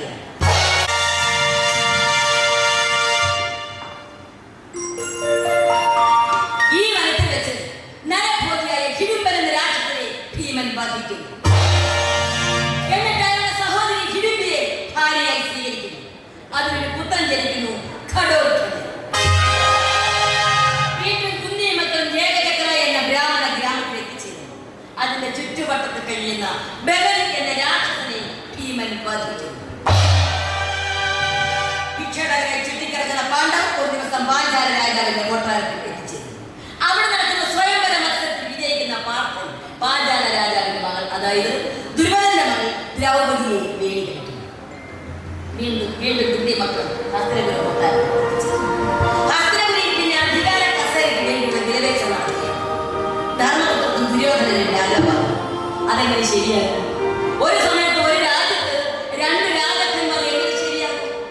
ഒരു വനത്തിൽ രണ്ട് സിംഹങ്ങൾ കഴിയാതെ, ഒരു രാജ്യത്ത് രണ്ട് രാജാക്കന്മാർ ഭരിക്കാത്തതുപോലെ ഇത് അസാധ്യമായി. ഒടുവിൽ രണ്ടുപേരെയും തൃപ്തിപ്പെടുത്താൻ ഒരൊറ്റ മാർഗമേ ഉണ്ടായിരുന്നുള്ളൂ, രാജ്യം വിഭജിക്കുക. രണ്ടുപേരെ ഒരേ സമയം രാജാവാക്കാൻ രാജ്യത്തെയും രണ്ടായി വിഭജിക്കുക. അങ്ങനെ ഹസ്തനപുരം രാജ്യം രണ്ടായി വിഭജിച്ചു.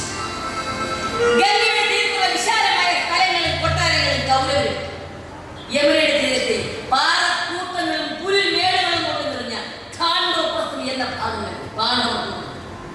കുന്തി ദ്രൗപദി 5 പാണ്ഡവരും കൂടി അതാ ഹസ്തനപുരം വിട്ടുപോകും. പക്ഷേ അവർക്ക് നിർദ്ദേശങ്ങൾ നൽകുവാനും നേതൃത്വം കൊടുക്കുവാനും ദേവകീ നന്ദനായ ശ്രീകൃഷ്ണൻ കൂടെ ഉണ്ടായിരുന്നു. അത് വലിയ അനുഗ്രഹമാണ്. അതികഠിനമായ പ്രയത്നം മൂലം വളരെ ചുരുങ്ങിയ കാലത്തിനുള്ളിൽ ഖാണ്ഡോപ്രസ്ഥം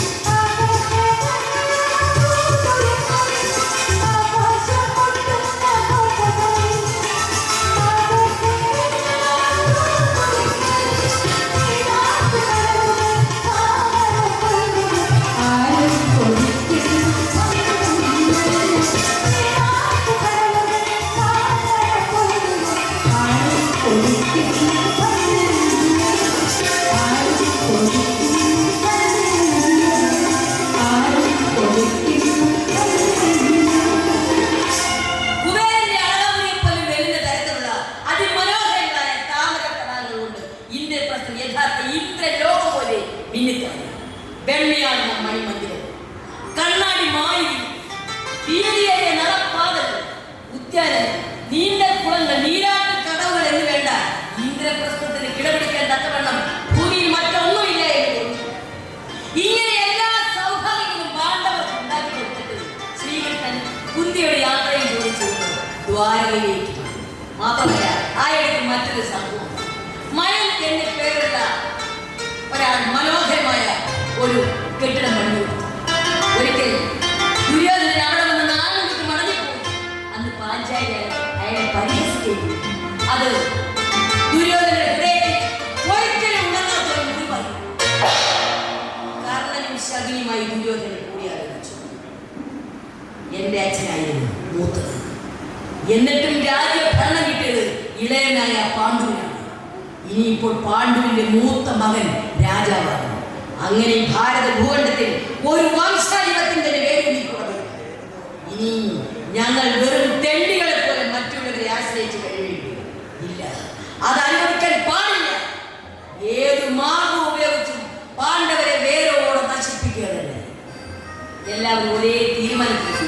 അതിന് ശകുനി കണ്ടുപിടിച്ച വിദ്യയാണ് ചൂതുകളി. ദുര്യോധനന്റെ ക്ഷണം പാണ്ഡവർ സ്വീകരിച്ചു. ശുദ്ധാത്മാവായ ധർമ്മജൻ ചൂത് കളിക്കാൻ സന്നദ്ധനായി. കള്ളച്ചൂതിലഗ്നികനായ ശകുനിയുടെ മുമ്പിൽ യുധിഷ്ഠിരൻ അടിയറോ പറയേണ്ടി വന്നു. ചൂതുകളിയിൽ തോറ്റു എന്ന് മാത്രമല്ല, രാജ്യവും സകല സമ്പത്തുകളും പണയപ്പെടുത്തി കളിച്ചു തോറ്റു. സഹോദരങ്ങളെയും തന്നെ തന്നെയും പണയപ്പെടുത്തി. ഒടുവിൽ മറ്റു മാർഗങ്ങളില്ലാതെ വന്നപ്പോൾ 5 പേർക്കും പ്രിയപ്പെട്ട പാഞ്ചാലിയെയും പണയം വെച്ച് കളിച്ചു.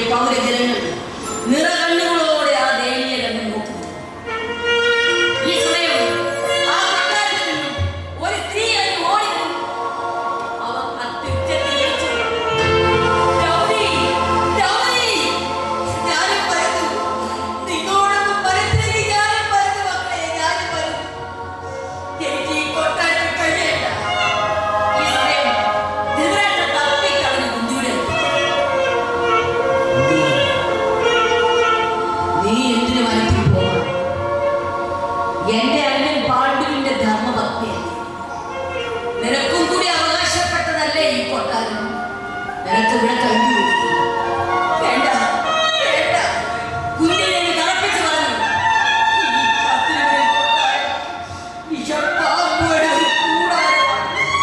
ഇവിടുത്തെ ഓരോ ഭിത്തികളും വിഷം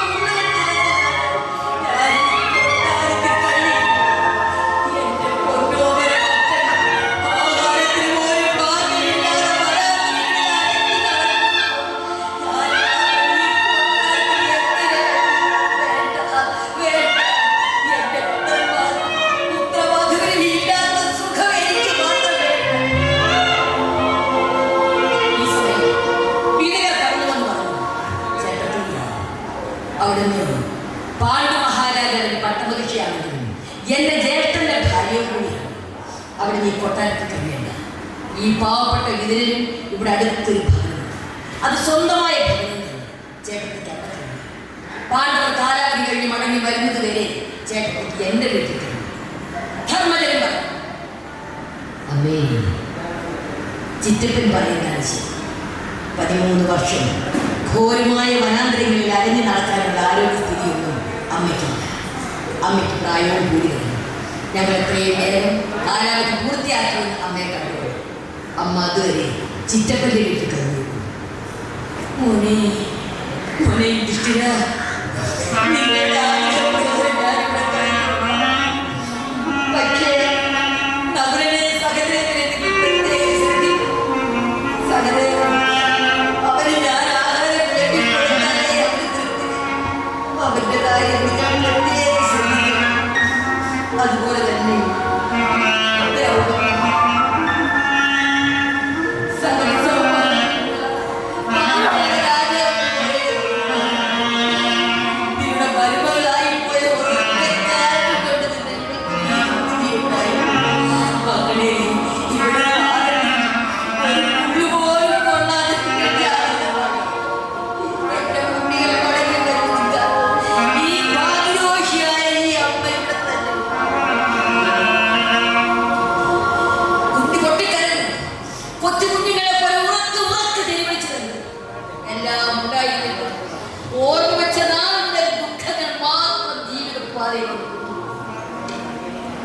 ഇതിന്റെ സമീപം നരമുകുത തമിഴുകളുമായി ആ മനുഷ്യ പാണ്ഡവർ 5 പേര് ദ്രൗപദി അതാ അകലേക്ക് നടന്നു.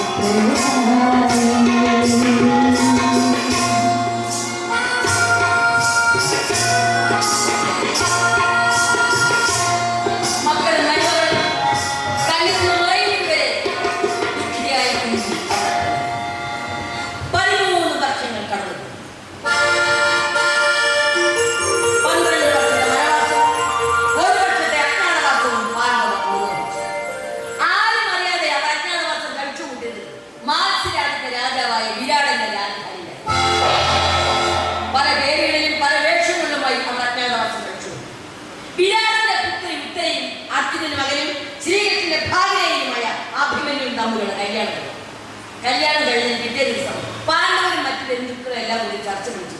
മഹാരാജാവിനും അതിമനോഹരമായ വിരാടക്ക് ഒരു മന്ദിരമുണ്ടായിരുന്നു ഉപപ്ലാത്ത്. അവിടെ വെച്ചാണ് ചർച്ച ആരംഭിച്ചത്. ഭഗവാൻ ശ്രീകൃഷ്ണൻ ഒരു യുദ്ധം ഒഴിവാക്കുന്നതിന് അവസാന സന്ദേശമായി ഹസ്തിനപുരിയിലേക്ക് പോയത്. 1-2 പേർ പോയി കാര്യങ്ങൾ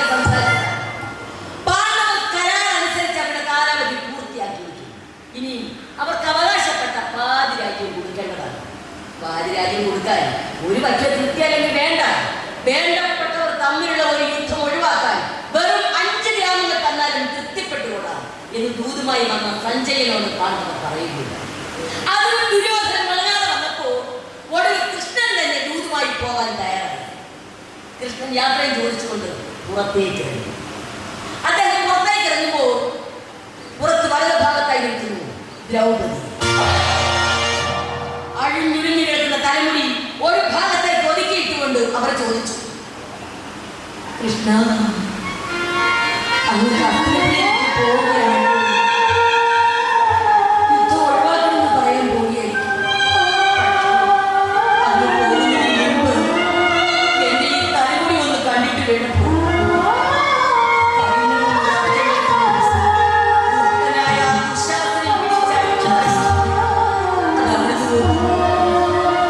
സത്യസന്ധരായ എന്റെ സന്താനമായി കള്ളച്ചിൽ തോൽപ്പിച്ച് എല്ലാം പിടിച്ച് വച്ച് ഞങ്ങളെ തെറ്റിക്കളഞ്ഞില്ല.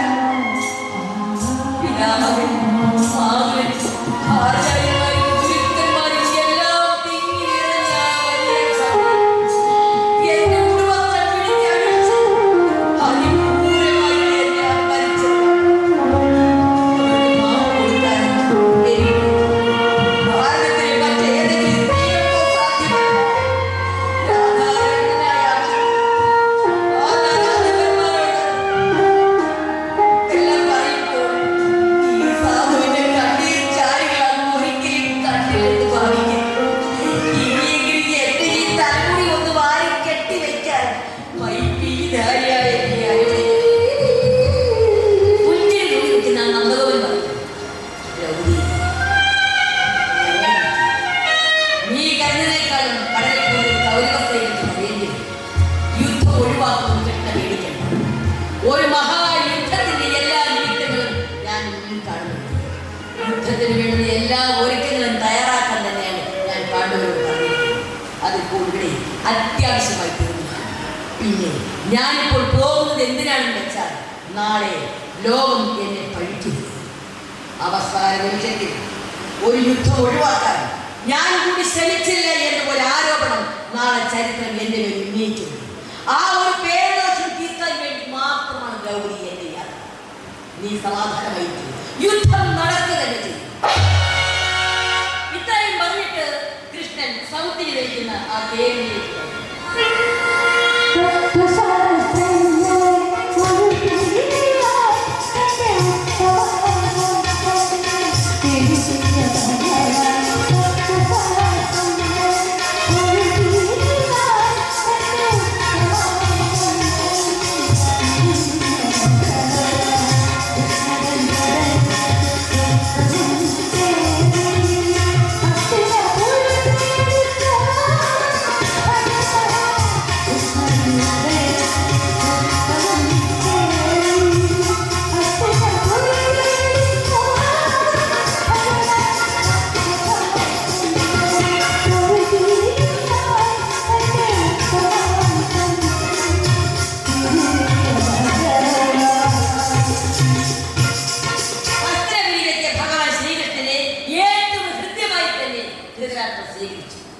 കൗരവരുടെ ഊഷ്മളമായ സ്വീകരണത്തിന് ശേഷം കൃഷ്ണൻ വിതുരരുടെ ഭവനത്തിലേക്ക് പോയി അപ്പച്ചിയെ കാണാൻ. അച്ഛന്റെ പെങ്ങളായ കുന്തിദേവി വർഷങ്ങളായി മക്കളെ വേർപെട്ട് ദുഃഖിച്ചിരിക്കുകയാണെന്ന് കൃഷ്ണൻ അറിയാമായിരുന്നു. കൃഷ്ണൻ അപ്പച്ചിയുടെ കാലിൽ തൊട്ടുപോയി. കണ്ണീർ വാർത്തുകൊണ്ട് അവർ ചോദിച്ചു, എന്റെ മക്കൾ എങ്ങനെയിരിക്കുന്നു? കൊട്ടാരത്തിലെ പട്ടുപത്തെ കയ്യേണ്ടത് കൊടുങ്കാട്ടിലെ കയ്യിൽ മുന്നിൽ എനിക്ക് എന്റെ മക്കളെക്കാളും ദുഃഖമാത്ര അവരെ കുറിച്ച് ഓർക്കുമ്പോഴാണ്. സത്യസന്ധ്യയായ അവർ എത്രമാത്രം കഷ്ടപ്പെടുത്തി എല്ലാവരുടെയും മുന്നിൽ വെച്ച് അവളെ ആ സഭയിലേക്ക് വലിച്ചു വെച്ചപ്പോൾ മധുസൂദന എന്റെ ഇടനെഞ്ചു പൊട്ടുകയായി.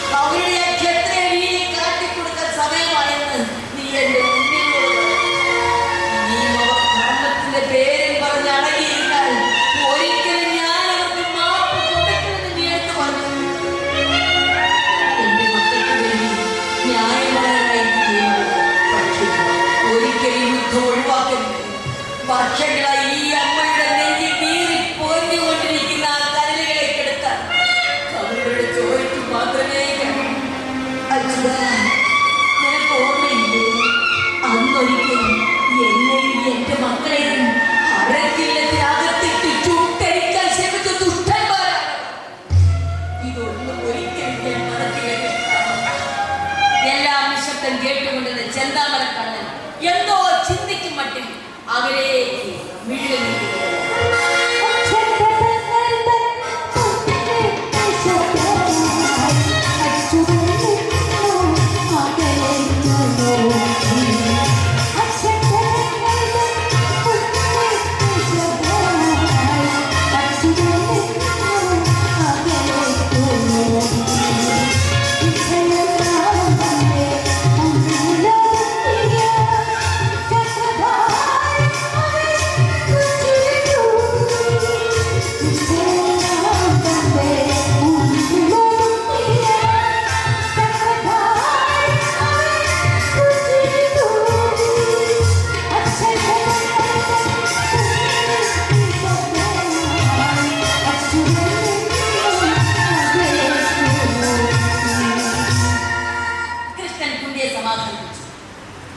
പാണ്ഡവരുടെ മാതാവായ കുന്തി ദേവി ഇങ്ങനെ നിർമ്മിക്കാൻ പാടില്ല.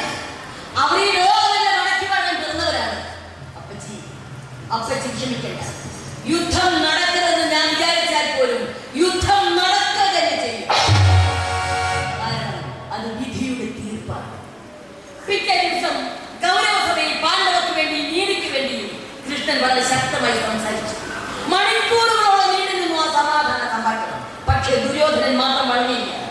അയാൾ തീർത്തു പറഞ്ഞു, ഇല്ല, ഈ രാജ്യം എനിക്കെന്റെ അച്ഛൻ തന്നതാണ്. ആദ്യം നിന്നും സൂചി കുത്താനുള്ള ഇടം പോലും ഞാൻ പാണ്ഡവർക്ക് കൊടുക്കില്ല. ദുര്യോധനൻ ഇങ്ങനെ പറഞ്ഞത് കൂടാതെ മറ്റൊരു ഗൂഢാലോചന കൂടി നടത്തി. പാണ്ഡവ ബന്ധുവായ കൃഷ്ണനെ ബന്ധിച്ച് ജയിലിലടക്കാൻ ഒരു പരിപാടി കൂടി ആവർത്തിച്ചു. പക്ഷേ ഭഗവാൻ ശ്രീകൃഷ്ണൻ തന്റെ വിശ്വരൂപം പ്രദർശിപ്പിച്ചിട്ട് ഉപപ്രാപ്യത്തിലേക്ക് മടങ്ങി. പാണ്ഡവനും കൗരവനും തമ്മിലുള്ള യുദ്ധം പ്രഖ്യാപിച്ചു. യുദ്ധം നടക്കാൻ ഉറപ്പായപ്പോൾ കുന്തിക്ക് തന്നെ വേണ്ടപ്പെട്ടവരും ബന്ധുമിത്രാദികളും എല്ലാം മരിക്കുമെന്ന് ഓർത്തു. യുദ്ധത്തിൽ ആര് ജയിക്കും എന്ന് മുൻകൂട്ടി പറയാൻ കഴിയില്ല. ആ കർണനും അശ്വത്ഥാത്മാവൊത്ത് നയിക്കുന്ന കൗരവ പറയും, ഒക്കെ അനായാസമായി എന്റെ മക്കൾക്ക് ജയിക്കാൻ കഴിയൂ. ഇല്ല, എല്ലാവരും ഒന്നും എന്റെ മക്കളെ കൊല്ലിക്കില്ല. പക്ഷേ ശക്തനായ കർണൻ അവനെന്റെ മക്കളെ കൊല്ലാതിരിക്കില്ല. ഇല്ല, അവന്റെ മക്കളെ കൊല്ലാതിരിക്കില്ല. ഒരമ്മയിൽ നിന്നിട്ട് കർണനെ കൂടി പറഞ്ഞ് പാണ്ഡവ പക്ഷത്താക്കിയത് എങ്കിലും എന്റെ 6 മക്കളും ജീവിച്ചു. അന്ന് കുന്തി ദേവി മറ്റാരും അറിയാതെ തന്റെ മൂത്ത പുത്രനെ കാണാൻ പുറപ്പെട്ടു.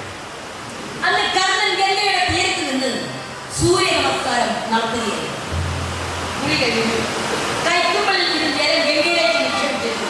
അദ്ദേഹം തിരിഞ്ഞു നടക്കാൻ തുടങ്ങുമ്പോൾ അദ്ദേഹത്തിന്റെ അടുത്തേക്ക് ഒരു സ്ത്രീ നടന്നു.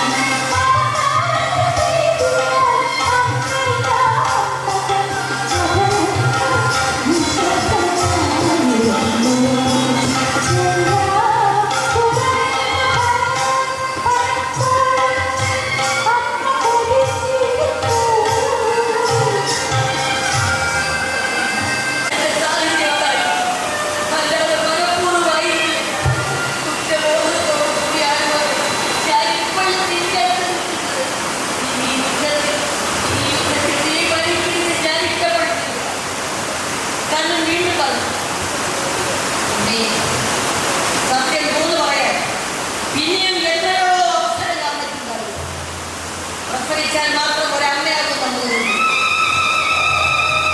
അമ്മയുടെ മക്കളുമായി ആയുധപ്പത്തേക്ക് പങ്കെടുത്ത ഞാൻ അമ്മ കൊട്ടാര മൈതാനിൽ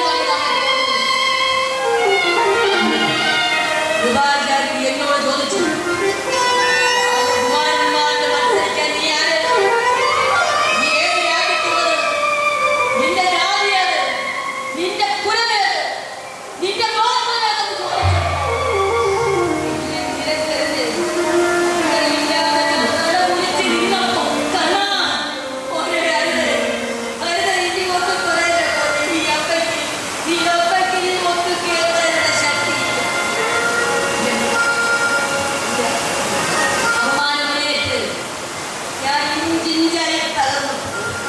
മറ്റുള്ളവരുടെ മുമ്പിൽ നിന്നും ഒരു പുഴുവിനെ പോലെ വിടഞ്ഞു.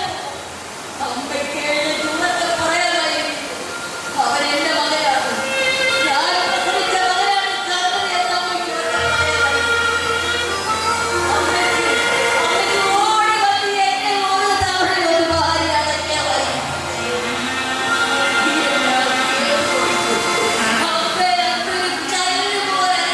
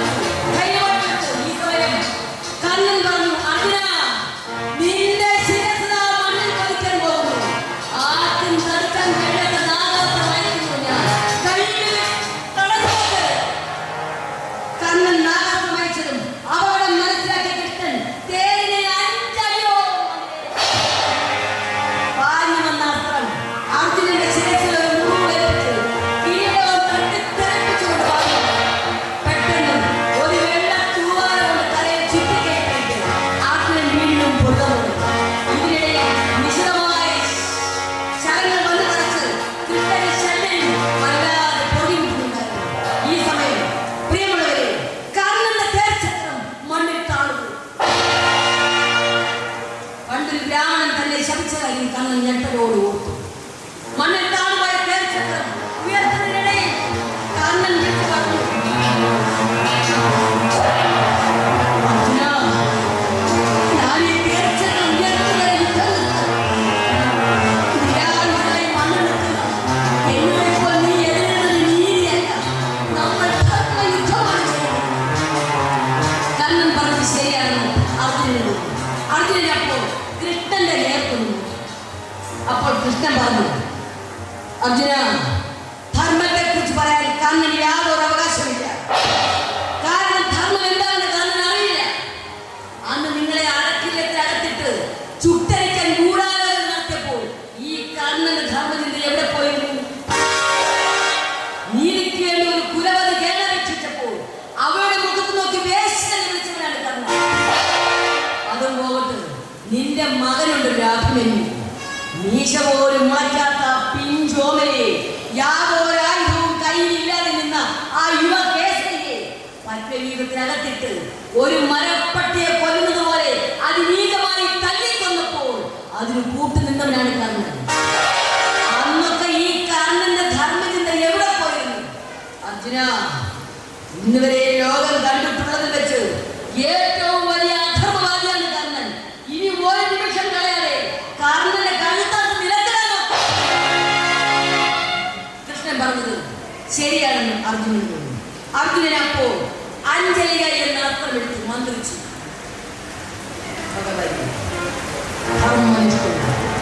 നീതിയുക്തമായ ജീവിതമാണ് ഞാൻ ഇന്നേ വരെ നയിച്ചിട്ടുള്ളതെങ്കിൽ ഈ യാത്ര കർണനെ കൊല്ലാൻ ഇടയാകട്ടെ എന്ന് പ്രാർത്ഥിച്ചുകൊണ്ട് അർജുനൻ അസ്ത്രം തൊടുത്തു വിട്ടു. ഇത്തവണ ലക്ഷ്യം തെറ്റിയില്ല. അർജുനന്റെ അസ്ത്രം വില്ലാൽ വീരനായ കർണന്റെ ശിരസെട്ടെന്ന് നട്ടുച്ചയ്ക്ക് ആകാശത്ത് നിന്ന് സൂര്യൻ പൊട്ടി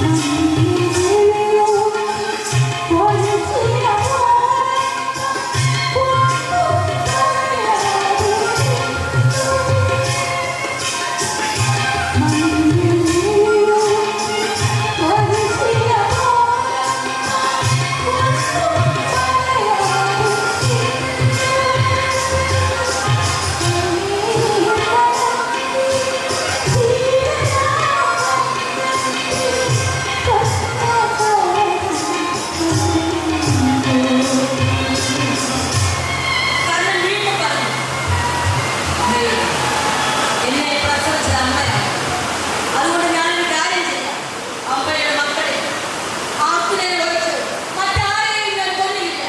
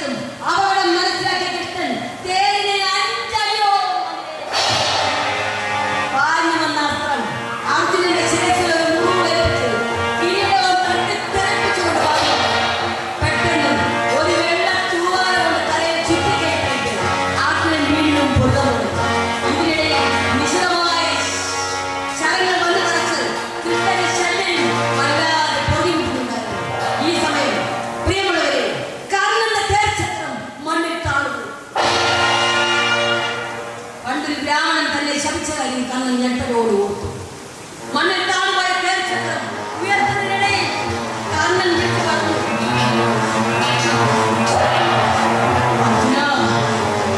ഞാൻ ഈ തേർച്ചക്രം ഉയർത്തുന്നതിൽ എന്നോടൊപ്പം നീ എഴുതുന്നത് നീതിയല്ല, നമ്മൾ യുദ്ധമാണ് ചെയ്യുന്നത്. കണ്ണൻ പറഞ്ഞത് ശരിയാണെന്ന് അർജുനൻ അപ്പോൾ കൃഷ്ണന്റെ നേർക്കുന്നു. അപ്പോൾ കൃഷ്ണൻ പറഞ്ഞു, അർജുന, ധർമ്മത്തെ കുറിച്ച് പറയാൻ കണ്ണന് യാതൊരു അവകാശമില്ല.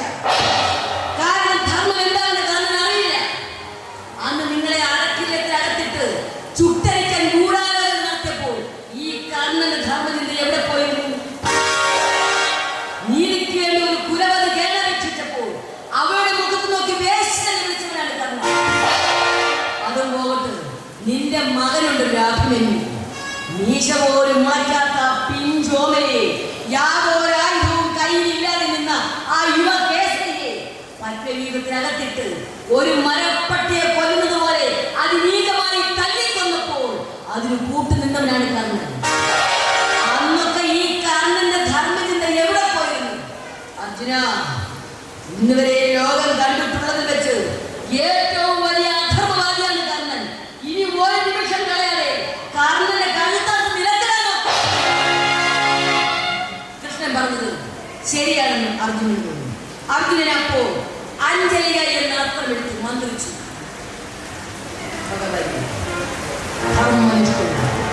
നീതിയുക്തമായ ജീവിതമാണ് ഞാൻ ഇന്നേ വരെ നയിച്ചിട്ടുള്ളതെങ്കിൽ ഈ അസ്ത്രം കർണനെ കൊല്ലാൻ ഇടയാകട്ടെ എന്ന് പ്രാർത്ഥിച്ചുകൊണ്ട് അർജുനൻ അസ്ത്രം തുടർന്നു വിട്ടു.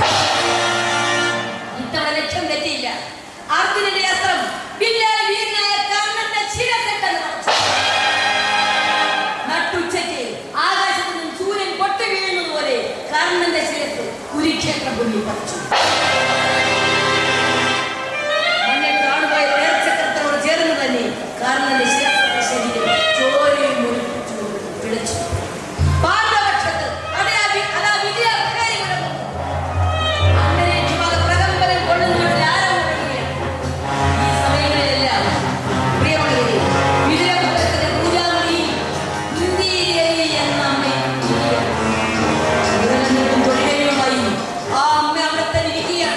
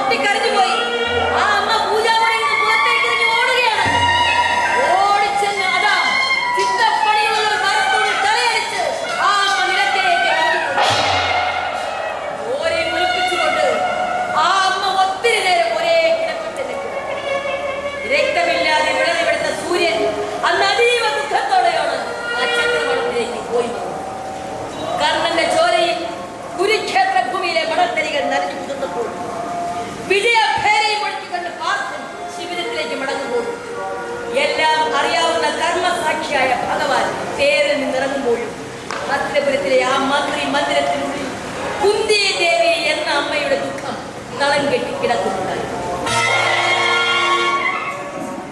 പ്രിയപ്പെട്ട രാജമാതാ കുന്തി എന്ന ഈ കഥ ഞങ്ങൾ ഇവിടെ പൂർണ്ണമാക്കും.